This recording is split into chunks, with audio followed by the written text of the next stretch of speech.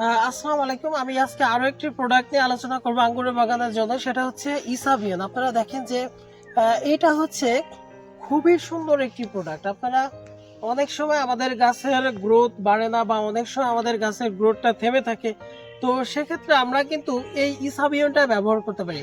আপনারা দেখেন যে ইসাবিয়নে কি কি আছে, আমাদের দেখেন যে ইসাবিয়নে কিন্তু অ্যামিনো অ্যাসিড আছে যেটা এবং পেপটাইড আছে, যেটা আমাদের কোষ বিভিন্ন সমস্ত গাছের কোষ বিভাজনের জন্য একটা বড় ভূমিকা পালন করে। এটা হচ্ছে এই অ্যামিনো অ্যাসিড। তো আপনারা যারা ইসাবিয়নটা এটা একটা পিজিআর, খুবই ভালো। এটা আমাদের দেশে হয়তো বাংলাদেশে এটা পাওয়া যায় না, তবে এটা একটা ইন্ডিয়ান পিজিআর। তো এই পিজিআরটা যদি আপনার হাতের কাছে থাকে সেক্ষেত্রে আপনারা ব্যবহার করে দেখতে পারেন। এই ইসাবিয়নটা আপনাদের গাছের গ্রোথ থেমে গেলে আপনারা এই ইসাবিয়নটা একবার ব্যবহার করে দেখতে পারেন। আশা করি একটা ভালো রেজাল্ট আপনারা পাবেন। তো এই ইসাবিয়ানটা আপনারা যদি ব্যবহার করতে না চান সেক্ষেত্রে অ্যামিনো অ্যাসিড রিলেটেড যে গ্রুপের যে বাংলাদেশে যে ওষুধগুলো পাওয়া যায় সেক্ষেত্রে আপনারা সেই ওষুধটা ব্যবহার করতে পারেন। তো আশা করি যে আপনাদের গাছের গ্রোথের যে সমস্যাগুলো সেগুলো দূর করবে এই ধরনের পিজিআর।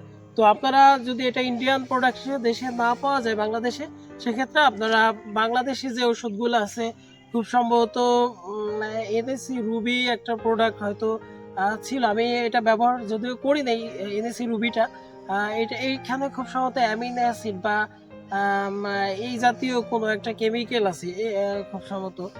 তো এটা হচ্ছে এনএসসি কোম্পানির একটা প্রোডাক্ট। তো অ্যামিনো অ্যাসিড থাকতে পারে এখানে, তো আপনারা সেই প্রোডাক্টটাও একবার ব্যবহার করতে পারেন। তো আমি আপনাদেরকে এই চ্যানেলটির মাধ্যমে বিভিন্ন সার ঔষধ সম্পর্কে বা কেমিক্যাল সম্পর্কে ধারণা দেই।